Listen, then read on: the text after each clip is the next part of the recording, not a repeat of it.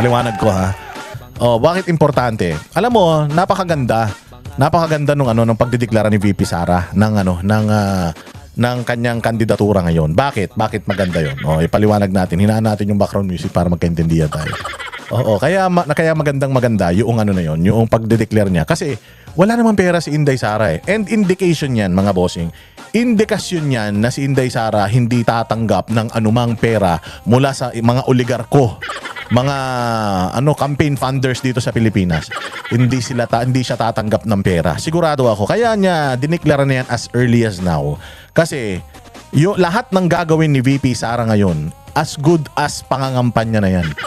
Pangangampanya na yan, oo. Parang nilagyan na niya ng kulay since nagna-number 1 naman siya sa survey na gusto niyo rin niya naman ako maging presidente. O nagpapa-survey din naman kayo. O di sige. O sige, susundin ko yung gusto ninyo. O ngayon pa lang, parang ang makinarya ng mga kalaban. Ang makinarya ng mga kalaban, pera na sa inyo mismo galing. Yung mga ninakaw nila sa Kaban ng Bayan, yung mga insertion nila, yung mga komisyon nila dyan sa DPWH at kung saan-saan pang mga pinagnanakaw nilang lupalop ng mundo. Gagamitin nila yan para sa kanilang pagkling o paghahawak sa posisyon. O, ganun ang gagawin nila niyan. Ngayon, tayo, si Inday Sara, wala namang pera yan.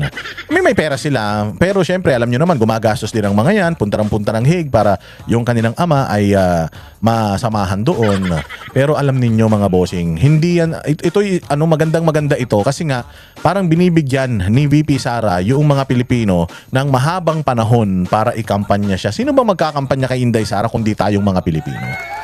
Tayong mga nagmamahal sa bayang Pilipinas, tayong mga nagmamahal kay Pangulong Duterte na hinayop, sinalaula, binalahura, binaboy-baboy nitong mga buwaka ng inang mga dilawan tae, mga loyalistang traidor at mga komunistang muntik ng maubos.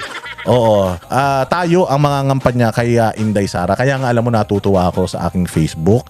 Nakikita natin na ang daming mga Pilipino na nagsasabi na simula na, ngayon pa lang mga ngampanya na kami. Ito ang maganda ha. Wala namang sinabi si Inday Sara na ikampanya nyo ako. Sinabi lang ni Inday Sara na realize ko at I will take the opportunity. Yung feeling ko na gusto ng Panginoon na gawin ko sa buhay ko, yung purpose ko, nahanap ko na at ito ay maglingkod sa bayang Pilipinas. Sige, ako'y magdedeklara ngayon pa lang. Pinakamaaga sa lahat ng magdedeklara. Natatakbo ako. O kita mo naman nagkagulo. Tapos lahat ng mga Pilipino sa buong mundo hanggang sa abroad nagsasabi na nako, tutulong kami. Tutulong kami. Ito lang to ha. Gusto ko lang kasi baka marami na mga tarantado dyan na mag-take advantage ha, lalong-lalo na yung mga putang ng mga mukhang pera ha. Mga mukhang pera ng mga vloggers ha. Ayaw na ayaw ng mga Duterte. Ito, hindi tumatanggap ang mga Duterte ng kahit ano. So wala na kahit isang mga Duterte vlogger supporter ang hihingi ng pera para kunyari ikampanya si Inday Sara. Gagamitin na naman nilang scam yan ha. Mapapasama pa si Inday Sara niyan. Masama yan. Walang ganun. Alam ninyo, hindi ninyo kailangan gumasta. O let's say, sa sarili natin, gagasta ako, magpapagawa ako ng mga tarpaulin ni Inday Sara. Ako mismo, tas ilalagay ko dun donated by Boss Dada. Ako mismo magpapagawa ng mga tarpaulin niya. Oo, pero hindi pwedeng humingi ng kahit na sino na nangihingi ako sa mga subscriber, follower ko ng mga pera para pampagawa ng ganito, ng ganyan, ng ganito, ng ganyan. Huwag kayong maniniwala doon. Kung may pera kayo, may pera kayo. Tapos gusto nyong i-donate kung kanino para, halimbawa, mayroong isa dyan nagsasabi, papagawa ako ng tarpaulin, magpapagawa ako ng ganyan, magpaparinig, wala akong pera. Huwag nyong bibigyan ng pera yung mga, huwag kayong magpa-scam. Huwag kayong magpabudol. Alam ko passionate kayo, alam ko gusto nyong tumulong in your own way. Kaya nyong gawin yan. O kung may pera ka na i-donate doon, huwag mo nang i-donate doon, magpagawa ka na lang ng mga sarili mong parapernalya para kay Inday Sara at in your own way, ipamigay mo. Lahat tayo kailangan kumilos. Hindi kaya kaya naman ni Inday Sara manalo, pero mas maganda kung tayo mismo organic mula sa ground. Kahit sa ayaw at sa gusto niya, ikampanya natin siya. Oo, walang ibang magtutulungan dito kundi tayo. Napakalakas ng kalaban natin ha. Binigyan tayo ni Inday Sara ng napakahabang panahon para i-organize natin ang ating mga sarili, para gamitin natin ang ating mga plataforma, yung ating mga social media accounts para ikampanya siya. I-flood natin ang social media ng pangangampanya kay Inday Sara ngayon pa lang. Tayo. Tayo ang mangangampanya sa kanya. Tayo ang tutulong sa kanya. Sa ayaw at sa gusto niya tutulong tayo, pero huwag kayo magpapabudol. Maraming gagamit nitong opportunity na to. Maraming mga scammer na mga tarantado dyan na magme-message na sa inyo, magko-content na yan. Papagawa ako ng ganito, magpapagawa ako ng ganyan, magpapagawa ng ganyan, tapos kayo naman bigay ng pera. Huwag ganun. Yung mga pera ninyo, kung meron kayo, magpagawa na kayo ng mga parapernalyas na sa inyo. Napakarami naman sa social media. Hanap lang kayo sa Facebook. Halimbawa, gusto nyo magpagawa ng pin. O si Claudie Incart, yung kaibigan natin na naggagawa ng mga parapernalyas ni Boss Dada, yung mga t-shirt ni Boss Dada, yung mga bring pre-RRD home ng mga sombrero natin. O ay ano ninyo, hanapin ninyo yung Claudie Incart. O pwede kayong magpagawa dyan, mag-message kayo sa kanila, sir, magpapagawa ako ng 5 t-shirt. O tapos bibigay ko sa mga kamag-anak ko. O ganun, kung may pera kayo, gawin ninyo on your own. Wag na kayong umasa. Bibigay nyo sa ganitong vlogger, tapos magre-reklamo kayo. Nagbigay ako ng pera dyan O, nasa na? Wag ganun. Kayo na mismo. O, kung gusto ninyo, meron kayong GC na magkakaibigan, gusto nyo tumulong kay Inday Sara, oy, paggawa tayo. Kay BP Sara ng magambag-ambag tayo magkakaibigan, o tagpa 500 tayo. O magpagawa tayo ng ng mga sticker, ilagay natin sa mga motor natin. O, ganun. Tayo mismo. Putang ina ng mga dilawan. Putang ina ng mga pulahan loyalistang tanga na yan, mga mga kalabit penge na yan. Yung mga hayop na mga komunista na yan, putya, ipakikita natin kung gaano kalakas ang mga Pilipino, gaano kalakas ang mga baratero sa buong mundo. Ako magpapagawa din ako. O dyan kay Claudine Cart, magpapagawa ako dyan ng mga Inday Sara 2028. Ngayon pa lang, magpapagawa na ako niyan. Personal yan. Hindi nyo pwedeng yan. Baka sabihin nyo, disqualified si Inday Sara, ang aga nangangampanya. Hindi siya ang nangangampanya. Kami ang nangangampanya para sa kanya. Wala kaming bayad na tatanggap dyan. Joy nga lang natanggap ko nung Pasko dyan O, tayo. O, so ganun yan. Kaya kailangan mag-follow, mag-subscribe, mag-share kayo dito sa ating Facebook page, sa ating YouTube, lahat yan. Lumalakas, gumaganda na naman yung ating engagement. Ipagpatuloy natin yan. Yung ating isang Facebook page na, nila, tuloy-tuloy pa rin, lumalaki pa rin. Ang dami pa rin nagfa-follow doon. Bagamat hindi na nila nire-recommend yun sa mga newsfeed ninyo. Puntahan ninyo, Boss Dada Official, dyan sa Facebook. I-share ninyo yung mga katarantaduang ginagawa natin dyan. Galit na galit sila ngayon, kabang-kaba sila ngayon. Mga bossing, ako na nagsasabi sa inyo. Sa totoo lang, yan nga pag-uusapan nga natin yung mga pag-usapan natin yung tawag dito, yung mahaba-haba tong intro ko kasi madami akong gusto sabihin saya-saya ko kasi mamaya, hindi ako makakapag-vlog ng umaga mamaya. Kasi meron tayong importante. Nako, ito pinakamaganda. Abangan ninyo sa Vox Populi sa Sabado. Meron kaming guest. At yung guest namin, pinakamalakas sa buong mundo. Abangan nyo yan. Malupit na malupit, humahagupit. Meron kaming isang matinding i-interviewin na sigurado ako na magugustuhan ninyong lahat. Ito na, magte-trending ito, sigurado. Malupit ito, sumasabog ito, sumahagupit ito. Excited na ako, kaya nga parang hindi ako makatulog Ire-ready ko yung sarili ko, magsusot ako ng magandang damit. Yung relo ko, mamimili ako doon sa mga relos ko na umiikot kung sino doon ang gagamitin ko, kailangan yung pinaka-espesyal. Tapos magpapabango ako dahil crush na crush ko yung kakausapin namin. At magtututbrush ako minuto, magbabaon ako ng maraming bubble gum. Kasi baka mamaya maamoy niya yung hininga ko. Nakakahiya naman. Abangan nyo yan. Hindi ko muna sasabihin kung sino. Abangan nyo na lang sa Sabado Abangan nyo na lang sa Sabado. Naku po, matinding dito. Napakahirap hagilapin nito. Napakailap nito. Pero nagkaroon tayo ng opportunity para malinawan lahat ng mga katanungan. Kaya naku po. So ito nga.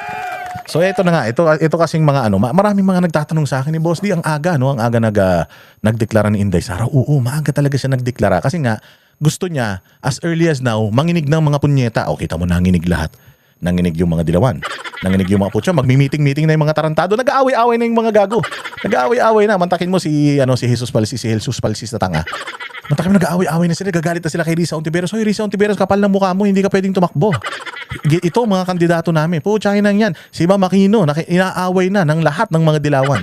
O makikita mo si Bam Aquino na parang gusto na talagang umalis sa mga dilawan na dumidistansya, amigo na siya eh. O ngayon, inaaway na siya ng lahat ng mga dilaw. Wala mga prinsipyo talaga mga putangin na yan eh. Pati mga kakampi nila, inaaway nila dahil alam nila, ayaw talaga nila nitong mga nangyayari. At sabi ko nga sa inyo, kinikilig pa rin ako eh dito sa mga nangyayari pag nakikita ko yung mga meltdown ng mga troll army nila. Pag nakikita mo yung mga vloggers nila na putang ina, hindi na alam pa paano iti-twist tong issue na to na pansariling interest lang ni VP Sara yung natural, gago. Natural, lang tumakbo siya ng interest ng kapitbahay niya. Siyempre tatakbo siya para sa sarili niya, para manalo siya, tapos pag nanalo siya, gagampanan niya yung trabaho niya, tanga. Itong mga to, pansariling interest, natural. Bakit? Si Bongbong ba nung tumakbo, hindi ba pansariling interest yung ano niya? Di ba sabi nila, I will redeem the name of, the name Marcos. O, hindi pansarili yun, mga gunggong. O anong ginawa nila nung nanalo sila? Di ba pinagdanakaw nila yung mga pera? Di umano, pinagdanakaw nila yung mga flood control project, di ba? Yung mga kapirahan dyan. O hindi ba pansarili yan? Tangina ninyo. Linis-linisan kayo, mga hayop kayo. O so eto nga si Inday Sara, Diyos ko po, talagang nawindang ang mga Pilipino. Sabi nila, bakit ang aga? Ang aga naman. Maaga, kasi nga, pinapatay na kagad ni Inday Sara yung mga kalaban niya as early as now. As early as now, ngayon, alam na siya yung kasi kung bukas ang eleksyon, siya na ang magiging presidente. So ngayon, nakatayo na siya. Tatayo ako. Sinong lalaban sa akin? May hawak na siyang gloves. Sinong lalaban sa akin? O pucha yan. Ngayon, hindi ngayon alam. Nitong mga sa kabila kung hindi sila prepared eh. Ready na si Inday Sara makipagbalagbagan sa kanila pero hindi sila prepared. Hindi nila alam kung sino yung kanila magiging standard bearer. Eh pare-pareha silang mga bulok. Bulok ang dilawan, bulok ang pulahan. So paano na yan? So ngayon, ang issue na nga kay Inday Sara, sinong tatakbong kasama niya eh. Hindi na nila alam talaga kung anong gagawin nila. So itong mga dilawan, hindi na rin nila alam kung sinong kandidato nila. Nag-aaway-away na sila. So as early as now, giniba na kagad ni Inday Sara yung mga kalaban niya as early as now. So ang kagandahan nito, lahat ng gagawin ni Inday Sara ngayon, nakikita na ng tao. Lahat ng mga kikilos niya ngayon, para na siyang nangangampanya. Hindi man siya direktang nangangampanya, pero lahat ng gagawin ni Inday Sara ngayon, magre-reflect na sa kandidatura niya. O yung mga kalaban, pucha, kailan kayo magsisimula? Si Ontiveros, pasayaw-sayaw pa ng gano'n ng Santo Niño, pasumba-sumba pa si tanga. O, paano? Yan ang pangangampanya mo, magsumba-sumba? O, so, mapag-iiwanan sila ni Inday Sara, kaya kung ako sa inyo, ilabas nyo na kung sinong barahan nyo, para ngayon pala maglaban-laban na tayo. Para alam na ng mga Pilipino kung sino-sino yung mga ilalampaso ni Inday Sara. O pati yung mga congressman. O nag-aano na sila, nagdadalawang isip na sila. Susuportahan ko pa ba yung impeachment ni VP Sara? Bakit ko susuportahan yung impeachment ni VP Sara? Si Bongbong, mahina na. Merong ipinangako si Bongbong sa amin, kaya kami pumirma. O si Romualdez, di umano sinabi to ni Toby Chanco, merong pinangako sa amin na pera nung pumirma kami. Ibinenta namin yung mga pirma namin kapalit ng mga programa, hindi natuloy. Hindi natuloy kasi nga nagbantay ang taong bayan doon sa GAA na bago, yung ating budget para sa 2026. So, hindi alam kung saan kukunin yung utang tapos hindi pa natuloy. Siyempre, pumirma ako nasaan? Bakit? Na-impeach ba si VP Sara? Na-impeach dito pero hindi naman nag-push through doon Hindi naman na-impeach sa Senado So, forfeited yan. Wala yun sa usapan natin Ang usapan natin, pipirma kami, sinakripisyo namin yung mga pangalan namin dyan para sa pera. Para sa mga proyekto sa mga lugar namin tas hindi nyo ibibigay. So, paano? Paano pa ninyo bubudulin yung mga congressman na pumirma dyan na nasira yung kanilang pangalan na wala silang inasahan? Hindi na ibigay yung mga kasi for later release daw yun so for later release, hindi na kukunin yun. Nakabantay na yung mga tao sa pera ng taong bayan, mga insertions, mga proyekto. O saan yung kukunin yung for later release na yun? Wala. So, na-expose yung mga pumirma kay Inday Sara nung nakaraang impeachment. Tapos hindi pa sila nagkapera. Tapos ngayon papangakuan sila ulit, pumirma kayo. Kasi pag hindi kayo pumirma, hindi mabibigay yung balanse sa inyo. Gago, hindi naman yung talaga nyo ibibigay Pinagkukuhaan nyo na lahat So yung mga congressman dyan, galit na yan. Ang dami ng mga congressman dyan nagigil dahil hindi nila nakubra. Mantakay mo, ako si Boss Dada, pumirma ako. Nakalagay yung pangalan ko sa listahan. Tapos, putsang ina, nasira ang pangalan ko. Ang problema nito, pag nanalo pa si Inday Sara, baka balikan pa ako. Pero magdadalawang isip ako, dadalawang beses ba akong pipirma? Putsang ina, pag nanalo si Inday Sara, malalaman niya, 2 beses ko siyang gustong ipatanggal. Yari ako, tatakbo pa naman yung anak ko. Na may ibig sabihin, lahat yan ngayon aligagana. Lahat yan parang mga adik, paraning hindi na makakatulog mga yan. So, ang pinakamagandang gawin nila, alam nyo kung ano? Kasi tinatakot nila yung mga yan, kayong mga pumirma kayo ulit. Kasi pag hindi kayo pumirma dyan sa impeachment ni BP, hahabulin kayo niyan. Tanginan yan. Tandaan ninyo, kayong mga pumirma, meron pa kayong chance to redeem yourselves. Meron pa kayong mga pagkakataon para itama yung mga pagkakamali ninyo. Kapag kayo ay hindi pumirma sa impeachment na yan ngayon, kasi kahit pumirma kayo, tandaan ninyo, hindi mai-impeach si VP Sara sa Senado. Bakit? Alam ng mga senador na masisira ang kanilang mga baraha. Na itong pag-i-impeach kay Inday Sara ay makakasira sa kanilang political career. Pati mga anak nila sigurado isusumpa ng mga tao. Maaaring kayong mga congressman, kaya ninyong manalo sa inyong mga distrito dahil maliliit lang yan. Pero yung mga senador, mahihirapan sila na mangampanya para sa 2028 kung pinatanggal nila si Inday Sara. Sino dyan ang mga re-electionist? Sino dyan ang mga tatakbo pa? Delikado yan. Oo, at saka may mga bagong pasibol na mga senador pa. At saka tingnan mo, even if ma-impeach ninyo si Inday Sara, for example, which is alam natin malabong mangyari, magagalit ang taong bayan. Lahat ng Duterte, sigurado ako, hindi man makatakbo si Inday Sara sa 2028, Duterte pa din na magiging presidente. Hahabulin pa rin kayo. Pero kung hindi kayo pumirma at mangako kayo na magtatrabaho tayo, hindi tayo magnanakaw, 6 na taon, susuportahan namin lahat ng programa mo, ayusin natin ang bayang Pilipinas, quits tayo. Quits tayo, utsang ina. Pero siguraduhin nyo lang na malinis yung mga trabaho ninyo. Baka mamaya mga nagnakaw talaga kayo kasi pag nagnakaw kayo, walang quits. Tangina, kailangan makulong kayo. Pero ito na yung pinaka-landscape ngayon. Hindi nila alam kung sino yung pwedeng itapat kay Inday Sara. Sino? Si Rapi Tulfo? Ha? Si Rapi Tulfo na yung anak punong-puno ng iskandalo. Yung anak dumaan sa bus lane. Nagsorry. Gumastos ng milyon-milyon sa Amerika. Nagsorry. Si Rapi Tulfo na nag-iimbestiga sa mga issues ng Senado tapos biglang nawala. Nag-iimbestiga sa PCSO, nawala. Nag-iimbestiga sa Customs, nawala. Yan ang itatapat mo kay Inday Sara? Karamihan ng mga Tulfonatics, mga Duterte supporter din. Mantakin mo yung anak niya ha, yung anak daw niya, yung anak niya, yung lugar ng anak niya hindi naman daw binaba pero may mga flood control project. Boboto niya sino pa? Si Trillanes, wala nang pag-asa yan kahit sa Mars hindi mananalo yan eh. Wala na yan. Sino pa? Si Remulla? Sino? Si John Vic Remulla. Puta ka na, kahit senador hindi mananalo yan eh. Baka makuha niyan boto. Baka sa Cavite, kalahati nga lang ng Cavite makuha ang boto niyan. Anong yan? Anong mga achievements siya? Napaganda ba niya ang Cavite? Puro katarantaduhan pa pinagagawa niyan. Puro kalokohan pa pinagagawa niyan naging DILG. Itatapat niyo yan? Wala. Nakita niyo yung huling survey? Hindi nga umabot ng 1 yung survey niyan eh. Alam niyo ang pinakamalakas lang na pwede makalaban ni Inday Sara? Si Leni Robredo. Pero si Leni Robredo, kaya lang yan makakuha ng mga hanggang 15 million na boto. Tandaan ninyo si Inday Sara nakakuha ng 32 million na boto noon. Hindi pa galit ang taong bayan noon. Masaya pa taong bayan noon. Paano ngayon? Galit ang taong bayan. Tangina, pati Dilawan, boboto kay Inday Sara eh. Pati yung mga ilang mga loyal. Actually, walang Solid North. Anak ng tinapay naman.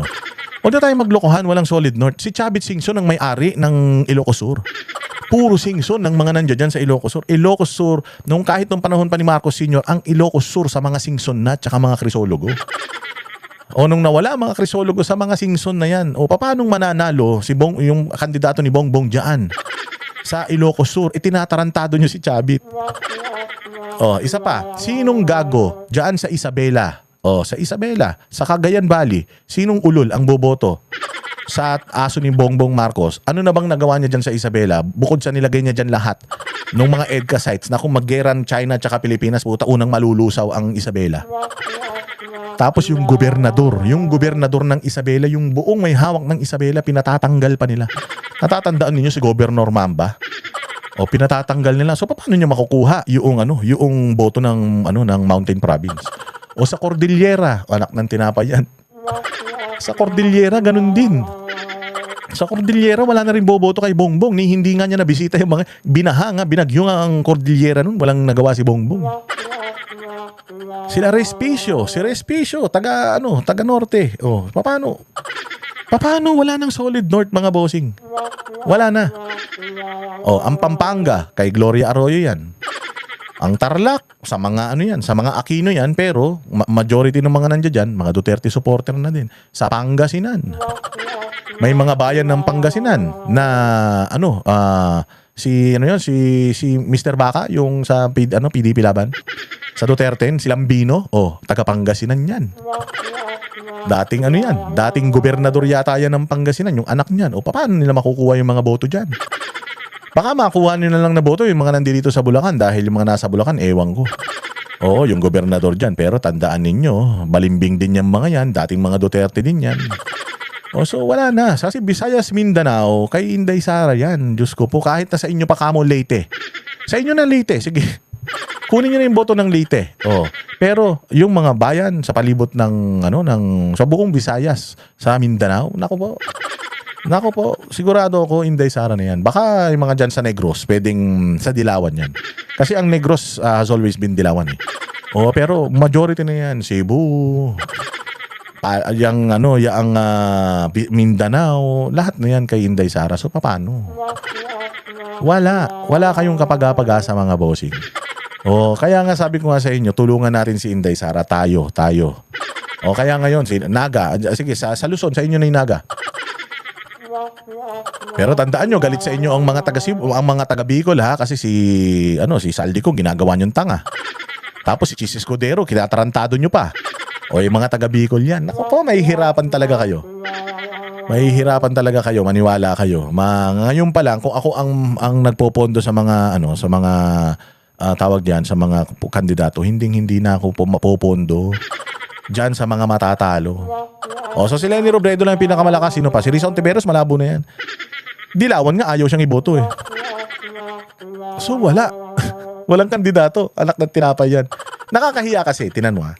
Ang pangit para kay Leni Robredo. Natalo siya ni Marcos noong 2022. Tapos tatakbo na naman siya, matatalo na naman siya ni Inday Sara. Anong magmumukha naman siyang masyadong talunan yan? Sisirain nyo naman yung political career ni Robredo. Kaya nga hindi tumakbo si Robredo na senador ngayong 2025 Kaya nga nag-mayor lang siya Kasi ayaw niya nang matalo. Ayaw niya nang ma-associate sa inyo na nanahimik na yung tao. Naghahadu-hadukin na siya dun sa Naga. Pabayaan nyo na siya dun. Huwag nyo na siyang pilitin dahil sisirain nyo lang yung kanyang baka magkaroon siya ng back-to-back losing streak. Pangit yan. At pagka nagkaroon ka ng mga ganyan back-to-back losing streak, yan, tatatak na yan sa pagkatao mo kahit anong takbuhan mo. Kahit anong takbuhan mo na nationals, alam nila na talunan ka. So walang pwedeng lumabang kay Inday Sara. Tapos ang haba pa ng campaign period para kay Inday Sara.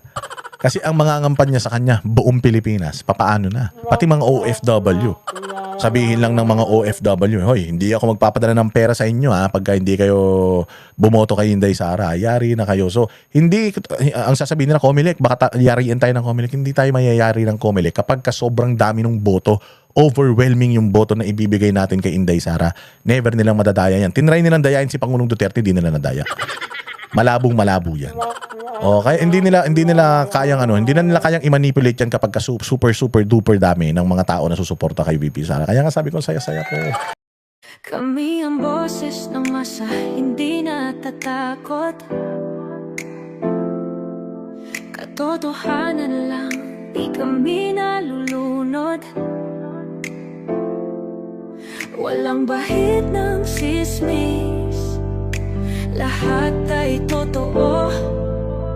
Kahit sino ka pa, pag mali ka babanatan ka. Walang pinipili kulay, wala kaming kinikilingan. Basta para sa bayan, kami lalaban. Pagdama palakpakan, pag mali matatakot para sa bayan, tuloy ang sigaw. Sa harap ng kamera, walang halong takot. Mga baluktot, lahat kayo'y tutumba. Ang hustisya at totoo, yun lang ang mahalaga. Kahit sinong harang, di kami matitinag. Walang pinipiling kulay, wala kaming kinikilingan.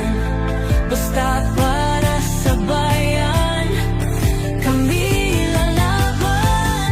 Pag tama palakpakan, pag mali banatan. Di matitinag, di matatakot, para sa bayan tuloy ang sigaw.